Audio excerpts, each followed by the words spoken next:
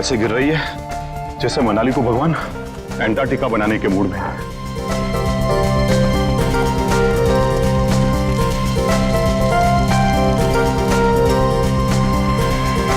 गुमनाम है कोई, घर में तो कोई नहीं है, फिर ये म्यूजिक किसने चलाया? पूरब, माया, गौतम, पूरब, कौन है वो माया, अनजान है गौतम। गुमनाम है कोई, बदनाम। अगर बच्चे नहीं है तो फिर कौन है? कौन है यहाँ? कौन है?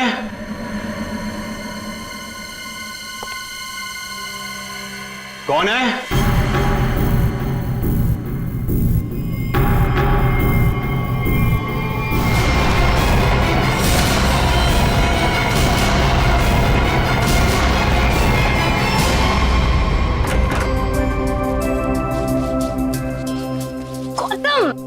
इधर मत कर।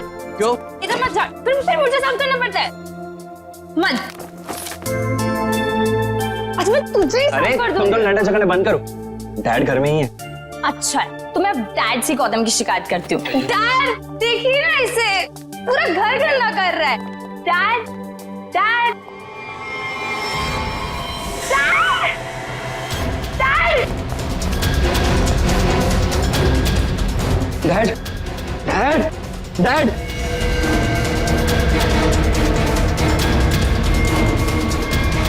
Dad is no more.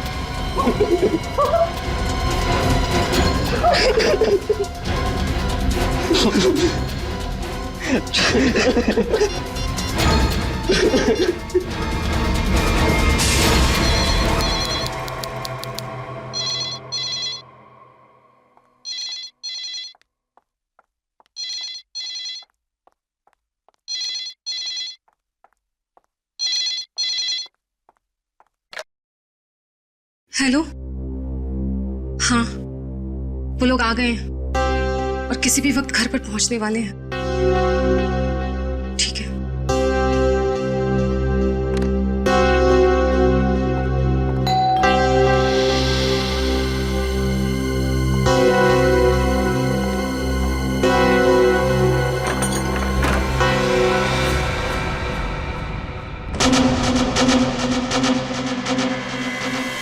Oh my God, क्या हुआ किलोरी? आ गए वो लोग? वो लोग तो नहीं आए, लेकिन ये ताबूत कोई छोड़कर गया है और कोई यहाँ दिख भी नहीं रहा। ये जगन का ताबूत होगा, लेकिन ये तो बच्चे लेकर आने वाले थे। हाँ, पर बच्चे तो यहाँ नहीं है। जब मैंने दरवाजा खोला तो बस ये ताबूत यहाँ रखा था। तुम एक काम करो, पूरब को फोन करो, पूछो कहाँ है वो लोग। हाँ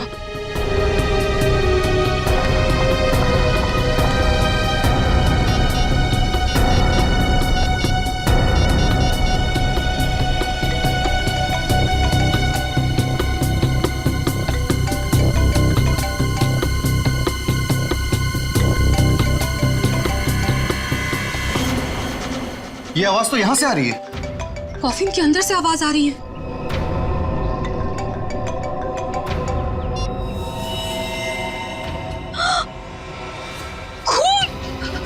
विक्रम खून! Oh my God! कुछ तो गड़बड़ है, पुलिस को फोन करो जल्दी। एक मिनट, तुम पैनिक मत हो, खोलकर देखते हैं ना।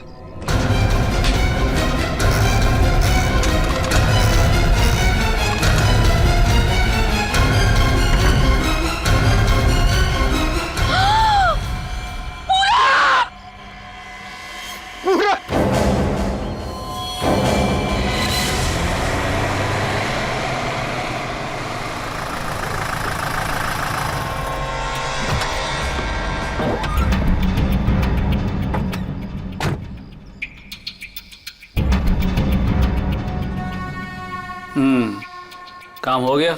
यस बॉस, आज तो आप हमें शाबाशी दोगे बॉस। किसी को कोई शक तो नहीं हुआ? कोई शक नहीं बॉस, इतनी सफाई से लाश को ठिकाने लगाया है कि उनके रूहें कांप जाएंगे, रूहें। ए बस बस बस, आज तक तूने कोई काम ढंग से किया है?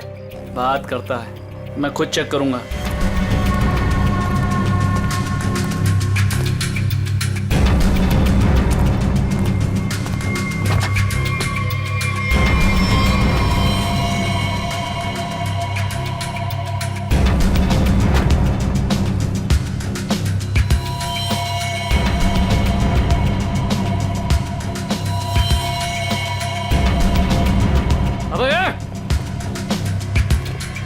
क्या हुआ बॉस? मेरी किस्मत खराब थी जो मैंने तुझ जैसे निकम्मे को काम पे रखा। ऐसा क्या हो गया बॉस? ये देख, ये है तेरा सफाई वाला काम। हाँ, तू लाश ठिकाने लगाने गया था या अपनी पूंछ लगाने गया था तू? पूछ? अबे पूरे रास्ते पर तू खून के निशान लगा कर आया। सीआईडी वाले इसी पूंछ को पकड़कर हमारी गर्दन तक पहुंच जाएंगे। अरे तुझे कितनी बार बोला कि लाश ठिकाने लगाने के बाद सफाई पर सही से ध्यान दिया करो। बोला था ना, एक बार बात तेरे भेजे में नहीं घुसती क्या? बात करता है। अब क्या करे बॉस? क्या करे? मैं बताता हूं तुझे, रुक। मन तो करता है ना तेरा खून भी इसी रास्ते पर बहा दूं। अरे शक्ल क्या देख रहा मेरी? ये मुसीबत को ठिकाने लगा और सफाई वही कर। जी बॉस। ए चल बॉस चल, खुद भी मरोगे और मुझे भी मरवाओगे। चल।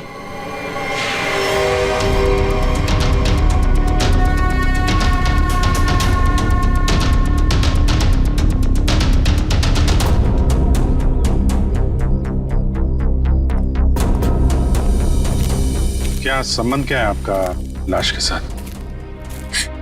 जी वो मेरा बड़ा बेटा था, अपने पापा की लाश लेकर आने वाला था और खुद ही।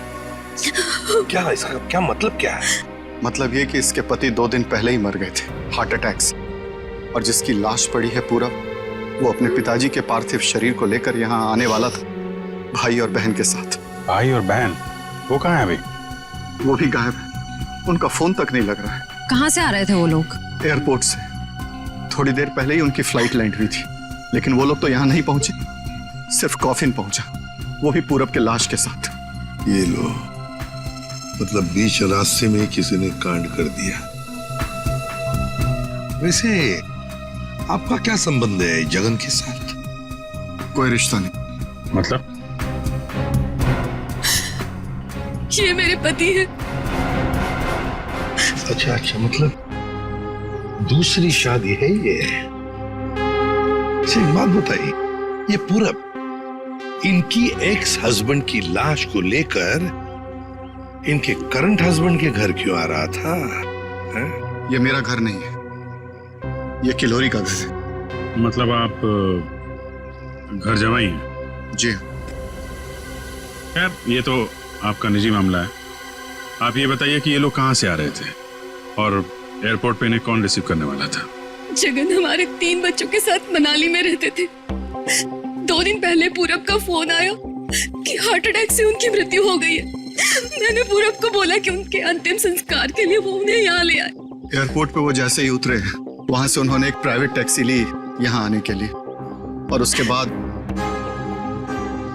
प्लीज आप मेरे दोनों बच्चों को ढूंढ निकालिए।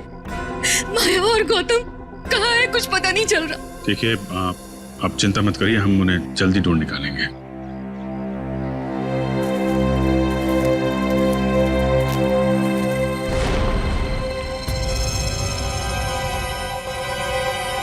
तो ये देखो, उनकी रेलगाड़ी लगती है। Yes sir. निखिल सर देखो, ये रेलगाड़ी कौन से स्टेशन से होके आई है? चलो भैया चलते हैं। चलते भैया का क्या मतलब है? अपना मुंह दिखाने आया था तू यहाँ पर? मतलब ये है कि एक लाश पड़ी हुई है, उसका खून हुआ है, किसने खून किया है ये तो आप पता लगा ही लोगे ना। महान हो आप लोग तो मेरा क्या काम है यार? इसको नहीं बुलाऊं तो इसके कान में से धुआं निकलता है कि हमें बुलाया नहीं, ये तो यूं केस सॉल्व कर देते, यूं खूनी को पकड़ लेते। और अभी लाश को सूंघा तक नहीं और चल पड़ा। हाँ सूंघ लिया तो फिर मुंह खोल ना। लाश को सूंघने के बाद क्या पता चला ये बताने के बगैर सरपट भागे क्यों जा रहा है? देख फारूक, 2 बच्चे गायब है इस औरत के, 2 बच्चे, और ऊपर से बाप की लाश भी गायब है। लाश गायब है तो मैं क्या करूं? लाश बन के लेट जाऊं यहाँ पर? लाश ढूंढना आप लोगों का काम है, तो ढूंढो ना। पूछो किसी से, ढूंढो कि ये कास्केट कहाँ से आया था। मैं क्या करूंगा इसमें? अच्छा तू जा। ठीक है। अरे एक मिनट सर, हमें इस केस में आपकी जरूरत है। आप देखो भैया, वो तो हर केस में तुम लोगों को मेरी जरूरत पड़ती है, पर तुम लोग मानते कहाँ हो? यार छोड़ो इसको। अरे सर प्लीज एक मिनट। अरे सारुंके साहब, आप अपने ज्ञान का प्रकाश डालिए ना इस केस पे। इसके चेहरे पर अंधेरा छाया, ये क्या प्रकाश डालेगा? कुछ बोला? नहीं, ये हमारे आपस की बात है, तुम लगे रहो। ये ताबूत कहाँ से आया? ये लो, एयरपोर्ट से। अरे तो एयरपोर्ट जाओ ना यार, यहाँ क्या कर रहे हो तुम लोग? तो जाएंगे ना साळुंखे जी, पर आप क्यों मैदान छोड़ के भाग रहे हो? भाभी, आपके हस्बैंड की लाश आ गई। नहीं, मेरे बेटे की लाश आई है। क्या कह रही हैं आप? इतना सारा खून क्यों बह रहा है? मुझे बहुत डर लगता है खून से। शांति प्लीज। ना खून इसलिए बह रहा है क्योंकि इनका खून हो गया है।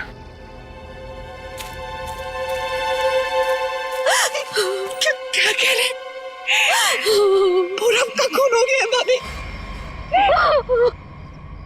वैसे आप, ये मेरी बहन है और किलोरी की ननद। लेकिन भाभी, इसमें पूरब की लाश है तो आपके हस्बैंड की लाश कहाँ है? साळुंखे, अगर 5 साल के बच्चे की तरह मुंह बना के नखरे नहीं करता ना, तो अब तो कोई सुराग मिल जाता तुझे। भैया, ये नाक के अंदर छोटे छोटे दाने दिखाई दे रहे हैं ना, शायद यही एड्रेस। किसका?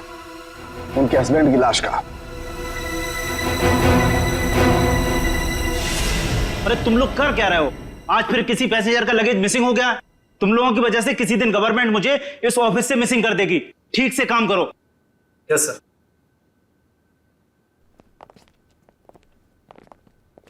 सर, आप लोगों का भी कुछ मिसिंग हुआ है क्या? हम लोग सीआईडी से। हम यहाँ पर किसी पैसेंजर्स के बारे में पूछताछ करने आए हैं। आज सुबह कनेक्ट एयरवेज से 3 लोग एक कॉफिन लेकर मनाली से मुंबई आए थे। और वो 3 पैसेंजर्स ये लोग हैं। ये देखिए, ये पूरब, गौतम और ये माया। ये तीनों अपने पिता की लाश को कॉफिन में डालकर यहाँ लाए थे। जी हाँ सर, लाए तो थे। उस कॉफिन में इनके पिताजी की लाश थी, जो इनके घर तक कभी पहुंची नहीं, बल्कि उस कॉफिन में पूरब कुमार की लाश पाई गई थी। ये कैसे हो गई? वही पता लगाना है। उसके साथ साथ गौतम और माया, ये 2 बच्चे भी गायब हैं। सर, मुझे तो लगता है वो लाश कहीं। एक बात बताइए, क्या इन तीनों को कॉफिन के साथ कोई रिसीव करने के लिए आया था? नहीं सर। अच्छा, एक काम कीजिए, आपके स्टाफ ने तो मदद की होगी ना कॉफिन को उनके गाड़ी तक पहुंचाने के लिए। जी सर। जरा उनको बुलाइए। जी सर, मैं बुलाता हूँ। चंदन और बिहान को जल्दी अंदर भेजो।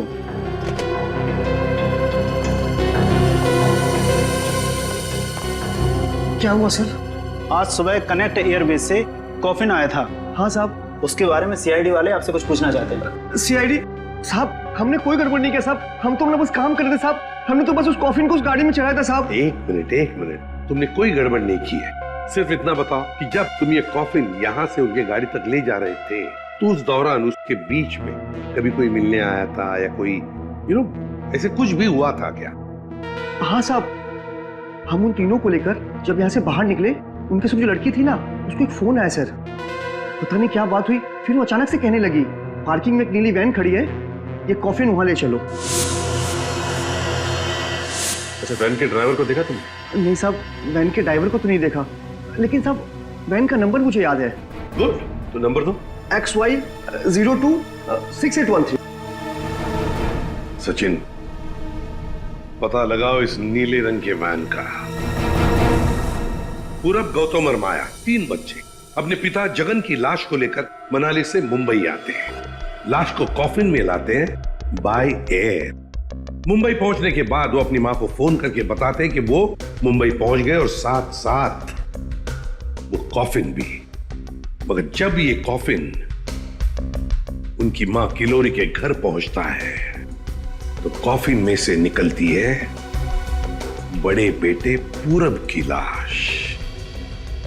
जगन की लाश गायब है और उसके साथ साथ गौतम और माया दोनों बच्चे भी गायब हैं। तीनों के तीनों गायब। सर हो सकता है कि जिस वैन में वो लोग लाश लेकर जा रहे थे वो वैन कहीं रुक गई हो और शायद वहीं पे कुछ हुआ हो। बस तो इसीलिए तो उस ड्राइवर की जरूरत है हमें। वो ड्राइवर कौन था, उस गाड़ी के बारे में डिटेल, वो सब कुछ चाहिए हमें। सर वैन के रजिस्ट्रेशन नंबर से मैंने मालिक का पता लगाया। फिर मालिक का कहना है कि वैन तो कुछ महीने पहले ही चोरी हो गई थी। ये लो। सर इसका मतलब अब गौतम और माया की जान को खतरा है। बड़ी बारीकी से प्लानिंग की है, खतरनाक प्लानिंग की है। देखते।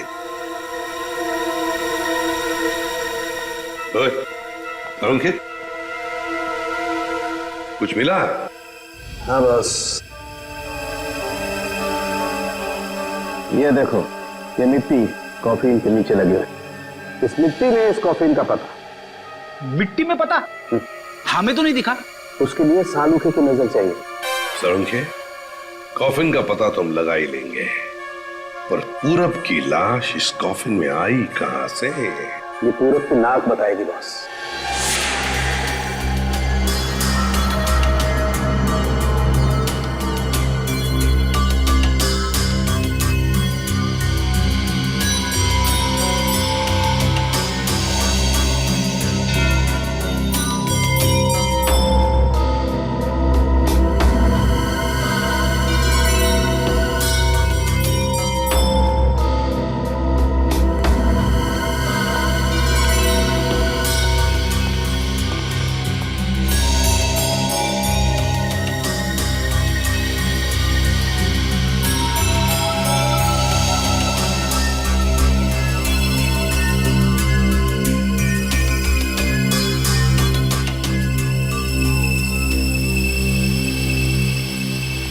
हाँ सर, कुछ पता चला? भाई अभी तक तो शक पर ही काम कर रहा है। शक दूर नहीं हुआ? हो गया, शक दूर हो गया। मुझे इसकी नाक में से पोलन्स मिले, पराग कण। सालुंखे साहब वो कैसे पता चला? फॉरेंसिक पोलिनोलॉजी से। सालुंखे साहब ये क्या है? रेडी, ये फॉरेंसिक साइंस की एक अलग टेक्निक है। सर इसमें क्या होता है? निखिल, इस टेक्नोलॉजी से हम बहुत छोटे पार्टिकल्स लाइक माइक्रो पार्टिकल्स को स्टडी करते हैं, जो कि फूल, पौधे, कपड़े, मिट्टी, ऐसे कई सारी चीजों में पाए जाते हैं। वाह, क्या बात है तारिका जी, क्या नाम? लेकिन इसे बड़े ध्यान से देखना पड़ता है, क्योंकि कई बार क्या होता है कि आवारा भंवरे एक फूल पर बैठ करके उसके सारे पोलन्स, उसके सारे पराग कण चुरा करके भाग जाता है और पूरे के पूरे माहौल को गंदा कर देता है। सर, पॉलिन जो है हवा और पानी से भी फैलते हैं, इसमें बेचारे खाली भंवरे को ही क्यों दोष दे रहे हैं आप? सही करो, बेकार में खाली भंवरे को दोष क्यों दें? तो होता यह है कि जब हम बाहर से आते हैं तो हमारे पूरे शरीर पर, आंख, नाक, कान, गले, सब पर पोलन्स लगे होते हैं, और इन पोलन्स की जांच करके हम ये पता लगा सकते हैं कि ये खास व्यक्ति किस जगह से आया है। ये तो है। मैं बताता हूं, ये देखो, यहां पर मैंने इससे पोलन्स ले लिए जो उसकी नाक में थे, और इन पोलन्स पे 2 ड्रॉप मिथाइलमाइन की डालते हैं और इसे हम कर देते हैं सिक्योर। अब इसे चेक करके हम ये पता लगा सकते हैं कि ये पोलन्स कैसे हैं, कहां से आए। ये देखो सर, ये तो नारंगी कलर में उभर के आ रहा है। और अब इस आकार को हम हमारे डाटा के सैंपल से मैच करके देखेंगे, ताकि पता लग सके कि ये पोलन किस टाइप का है। करके जरा मैच। हाँ।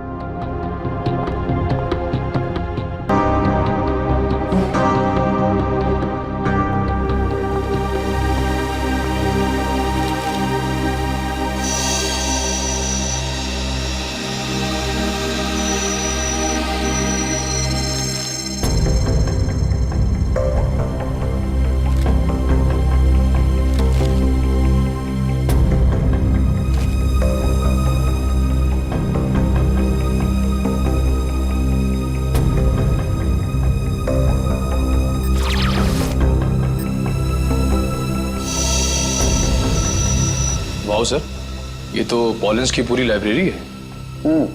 एक पॉलन कहाँ पैदा हुआ, धरती पे कहाँ पाया जाता है, पूरी डिटेल्स है इसमें। फॉरेंसिक साइंस की इस टेक्निक की वजह से क्राइम स्पॉट का पता लगाना बड़ा आसान हो गया है। मिल गया मैच।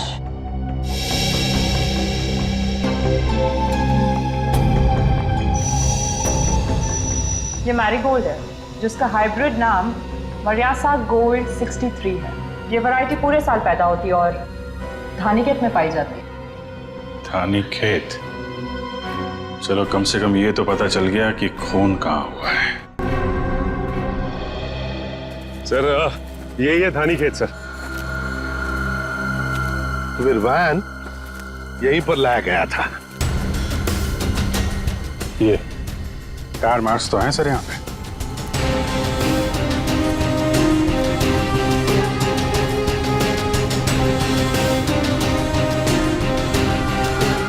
बस ये उसी वैन के टायरों के निशान। ये तो जगन की लाश खूनी ने यहीं कहीं फेंकी होगी। पर सर इतने बड़े खेत में हम उसकी लाश ढूंढेंगे कैसे? मैं बताता हूँ बस। तो कब बताएगा? क्या मुहूर्त निकलवाना पड़ेगा? मैं बता रहा हूँ ना यार, उखड़ते क्यों? 1 मिनट रुको।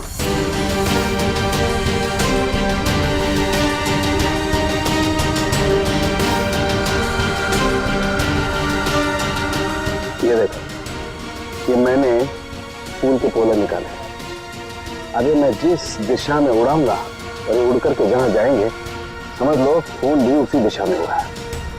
लेकिन सर यहाँ तो हवा ना के बराबर है, ये कैसे पता चलेगा कि हवा किस डायरेक्शन में है?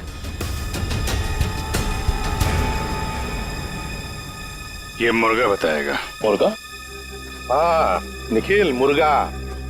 ये मुर्गा है ना, किसान लोग अपने खेत में अक्सर लगाते हैं। इस मुर्गे से पता चलता है हवा का रुख कहाँ पर है। जिस तरफ हवा चलती है ना उस तरफ ये मुर्गा मुड़ता है और इसका फायदा होता है पेस्टिसाइड डालने में, हवा के हिसाब से। सो उस तरफ देखते हैं सर। हाँ चलो देखो जरा आसपास कुछ दिखता है क्या?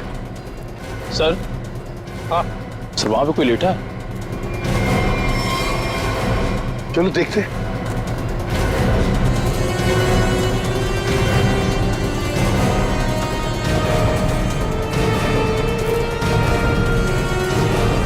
हेलो, ओ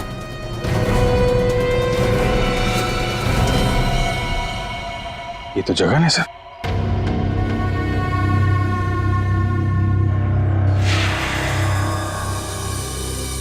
देखिए, जगन की लाश हमें गेंदे के खेत में से मिली। क्या बता सकते हैं ऐसा कौन कर सकता है? कौन मार सकता है जगन को? कौन मार सकता है आपके बेटे को? है किसी पर शक आपको?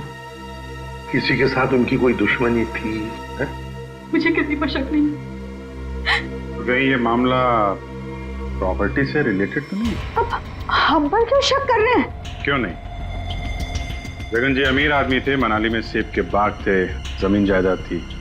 उनके मरने से और पूरब के मरने से और दोनों बच्चों के गायब होने के बाद प्रॉपर्टी तो आप लोगों को ही मिलने वाली है ना। देखिए सर, आपको बहुत बड़ी गलतफहमी हो रही है। हमें तो ये भी नहीं पता था कि जगन के पास इतनी प्रॉपर्टी है, सेब के बागान है और वैसे भी मेरी अच्छी खासी नौकरी है, अच्छी खासी कमाई है। मुझे और क्या चाहिए जिंदगी में? और मेरा तो इन सब से कुछ लेना देना ही नहीं है, मुझे तो प्लीज दूर ही रखिए। देखिए, मैं अपनी फैमिली और अपनी वाइफ से बहुत खुश हूँ, मुझे और कुछ नहीं चाहिए। अच्छा, तो आपके कहने का मतलब है जो कुछ भी लेना देना है वो किल्लोरी जी का लेना देना? देखिए सर, आप लोग मेरे बच्चों को ढूंढने के बजाय मुझ पर और मेरे परिवार पर शक कर रहे हैं। नहीं नहीं नहीं नहीं नहीं किल्लोरी जी, हम आप लोगों पर कोई इल्जाम नहीं लगा रहे किल्लोरी जी। हम तो बस सच्चाई जानने की कोशिश कर रहे। जैसे एक बात जरूर कहूंगा आप लोगों को, सच्चाई आपके लिए बहुत फायदेमंद होगी।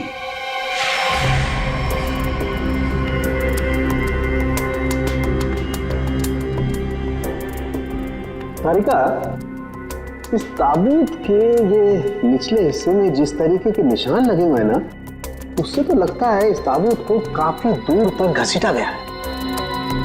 तुम एक काम करो, जो ताबूत पर जगह जगह मिट्टी लगी हुई है, इस मिट्टी का सैंपल ले लो। ये मिट्टी बताएगी कि ताबूत कहाँ से आया है। मगर सर खून कहाँ हुआ है वो तो हमें पता चल गया है ना। हाँ तारिका, ये पता लग गया है, लेकिन वो वैन, उस वैन के बारे में कुछ पता नहीं लगा है। जिस वैन में ये खून हुआ है, जिस वैन में से एक लाश गायब हो गई, उसके बारे में कुछ नहीं पता है। एक काम करो, इस मिट्टी का सैंपल ले लो, फिर इस मिट्टी को हम बॉम्बे के सॉइल मैप से मैच करके देखेंगे। लेकिन सर मुंबई के सॉइल मैप की कौन सी मिट्टी का फैलाव कहाँ तक है ये हमें कैसे पता चलेगा। यू ट्रस्ट मी ना? कॉज तो फिर सैंपल ले लो, पता लगेगा, बिलीव मी।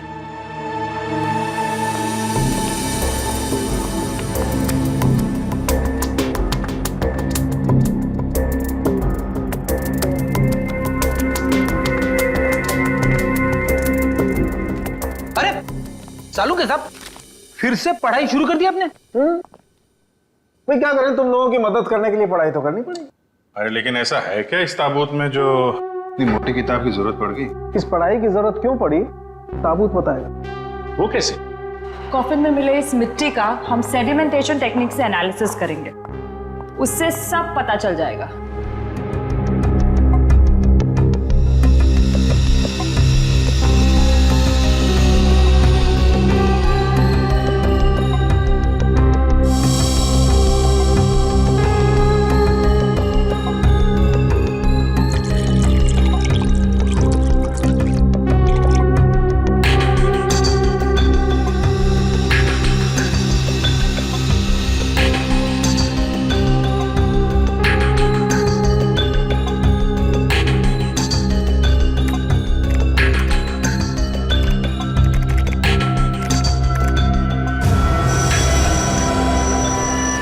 ये देखिए,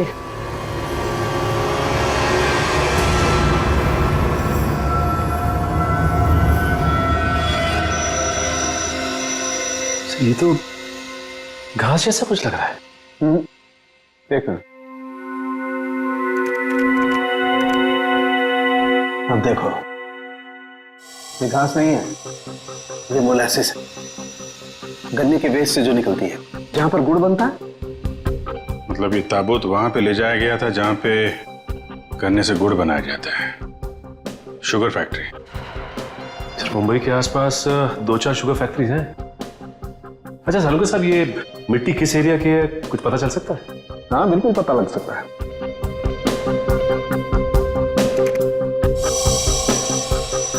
इस मिट्टी में 40% सैंड है। और इतनी सैंड परसेंटेज वाली मिट्टी मुंबई के बाहर कन्ना कावड़ी वाले इलाके में लगभग 30 किलोमीटर के एरिया में पाई जाती है। और हाँ, ये मिट्टी ज्यादा रेत और ज्यादा आयरन होने की वजह से काली दिखाई देती है। सचिन, पता करो उस एरिया में कोई शुगर मिल है क्या?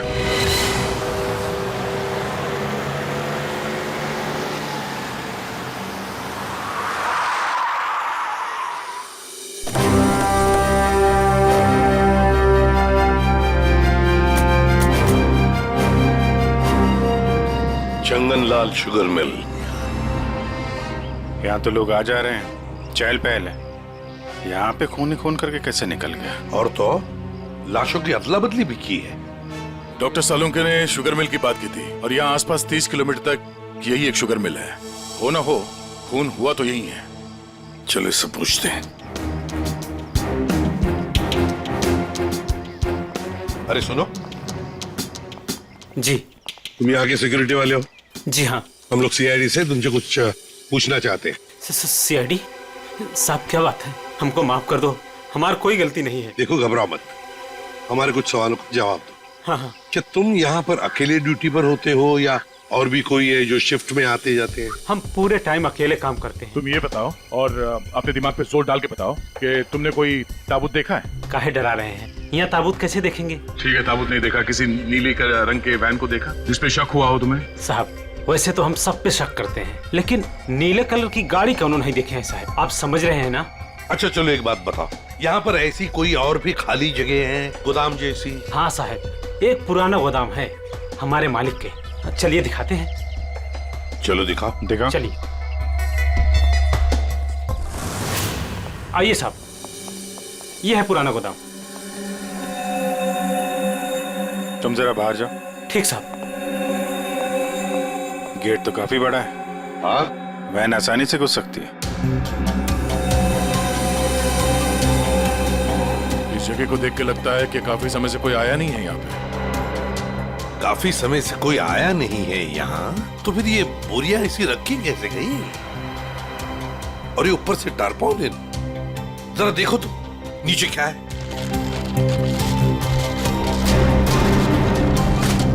ये देखा?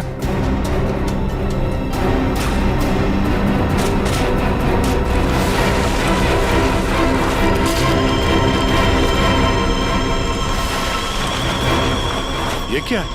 क्या बात है सर, यहाँ पे तो पूरे वैन को ही दफना दिया है। और ये देखिए वही नंबर है XY026813। चेक करो देखो।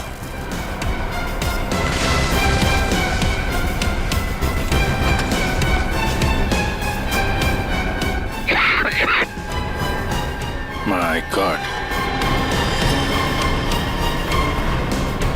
इतना सारा खून। लगता है 24 घंटे से ज्यादा पुराना है। अभिजीत, लाश इसी वैन में से ले जाई गई है। काम करते हैं, पूरी की पूरी वैन को फॉरेंसिक लैब भेजते हैं।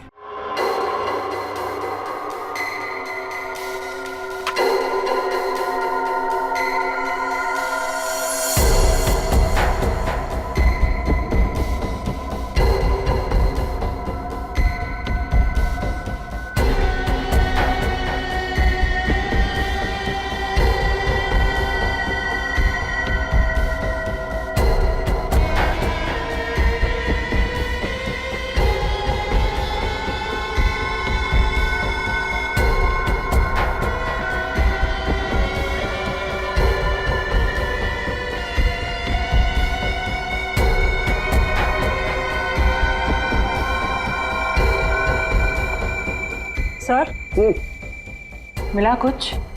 हाँ तारिका, मिला तो है बहुत कुछ, लेकिन जो कुछ मिला है उससे हम खूनी को सजा तो दिलवा सकते हैं, लेकिन बच्चों तक नहीं पहुंच सकते। सर टाइम बहुत कम है हमारे पास, कहीं बच्चों को नहीं तारिका, बच्चों को कुछ नहीं होने दूंगा, लेकिन सबसे पहले हमें ये पता लगाना पड़ेगा कि गैराज में डंप होने से पहले ये वैन आखिरी बार कहाँ होकर के आई। तो ये कैसे पता लगाएंगे हम? हमने पूरी वैन छान मारी है। तुमने वो कहावत सुनी है, किसी जेंटलमैन को देखना हो तो सबसे पहले उसके जूतों की तरफ देखो। हम भी इस गाड़ी के जूतों की तरफ देखें। मतलब साफ है तारिका, सिंपल। हम इस वैन के टायरों को चेक करेंगे। तारिका, ये वैन जहां से भी होकर आई है उस जगह की मिट्टी के कण इसके टायरों पर चिपके होंगे और वो बताएंगे कि वैन कहां से होकर के आई। करेक्ट। हाँ।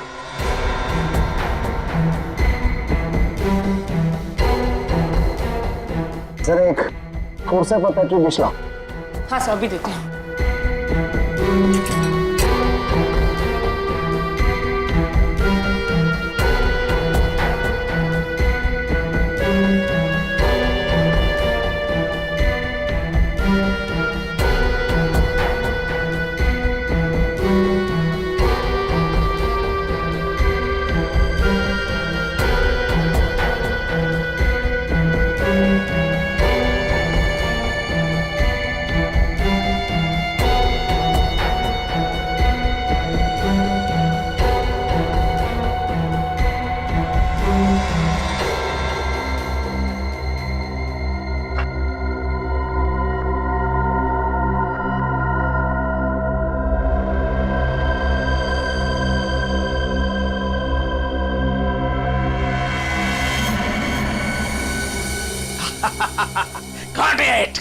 सर क्या है, क्या मिला है?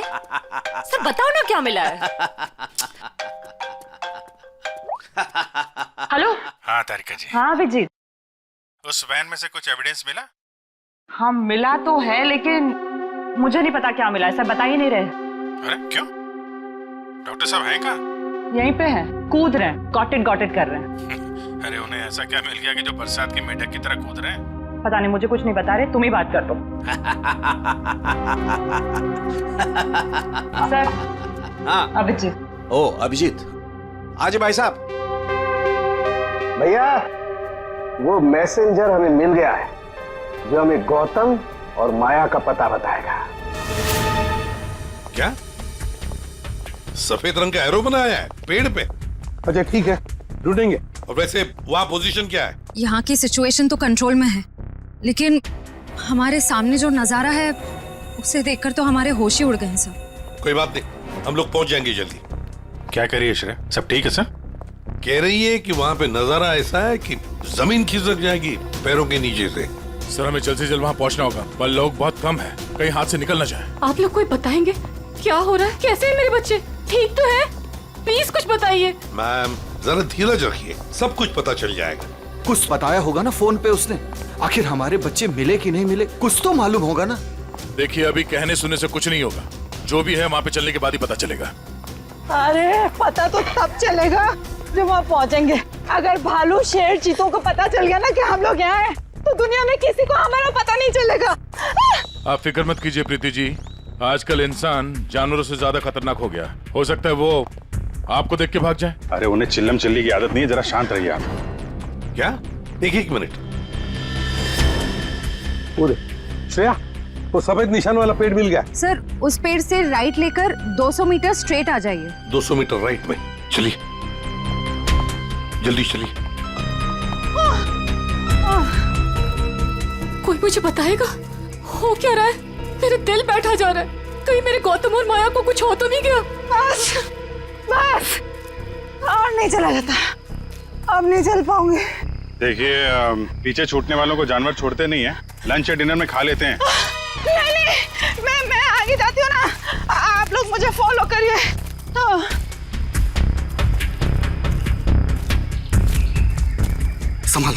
संभाल के।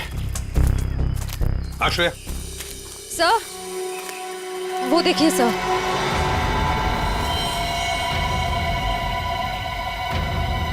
माय गॉड, जल्दी से बच्चों को नीचे उतारो। हे भगवान, क्या है? चल गए। ये क्या मजाक है सर? जब आप लोगों ने देखा कि ये लोग यहाँ आए थे, इन्हें छुड़वाया क्यों नहीं, नीचे क्यों नहीं उतारा सर? बचा लो मेरे बच्चों को। श्रेया संभाल। माया घबराओ मत।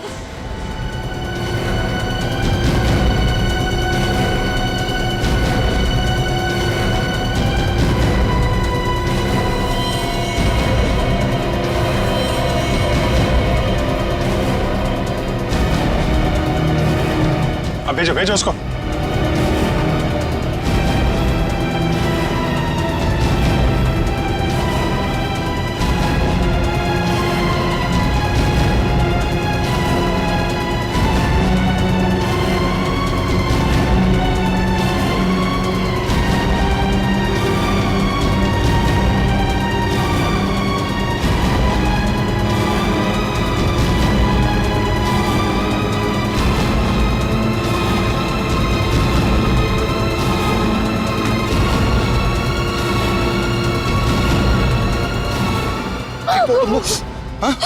तुम लोग ठीक हो ना?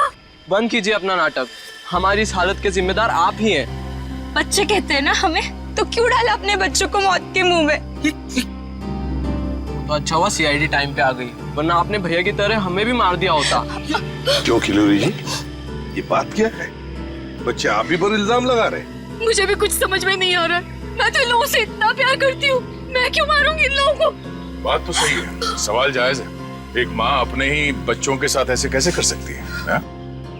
देखिए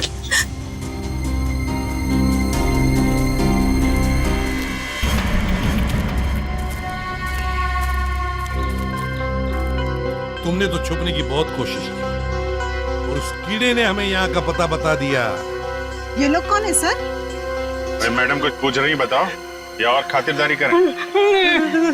हमने और खातिरदारी की जरूरत नहीं है। देखिए साहब, पहले मुझे इमरजेंसी वार्ड में भर्ती करा दीजिए।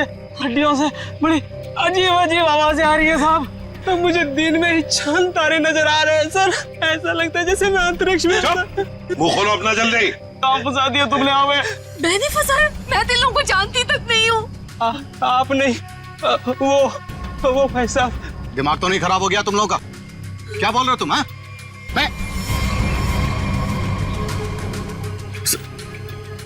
वाकई आप मल्टी टैलेंटेड हैं। Husband come kidnapper come murder, all in one. क्या बात है? विक्रम तुम? भैया क्यों किया तुमने ये सब? और क्या करता? इसके तीनों बच्चे मेरे छाती पे सांप की तरह लौट रहे थे। विक्रम, तुमने बोला था कि तुम हमारे बच्चों को मुझसे भी ज्यादा प्यार करोगे, और तुमने मेरे एक बेटे को मार दिया और बाकी दो को मारने की साजिश की। जिस मकसद के लिए मैंने तुम्हें फंसाया उस पर तुमने पानी फेर दिया।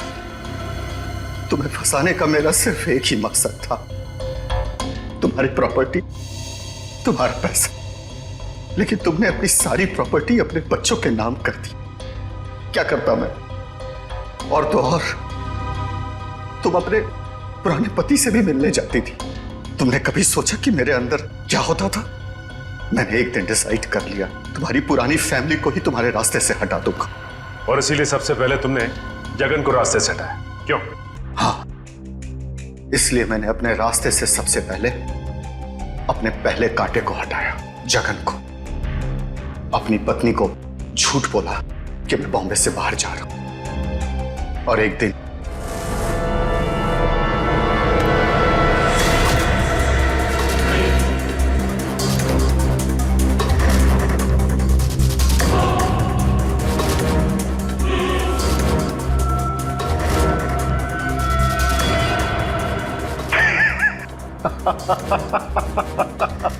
सोचा था जगन के मौत के बाद तुम्हारा झुकाव तुम्हारे बच्चों के लिए कम होगा, लेकिन मैं गलत था। तुम्हारा तो और बढ़ गया, और तो और तुमने उन्हें साथ रखने का फैसला कर लिया। पर यह बात तुम्हें बर्दाश्त नहीं हुई, इसलिए तुमने इन दोनों को भी रास्ते से हटाने का फैसला किया, क्यों?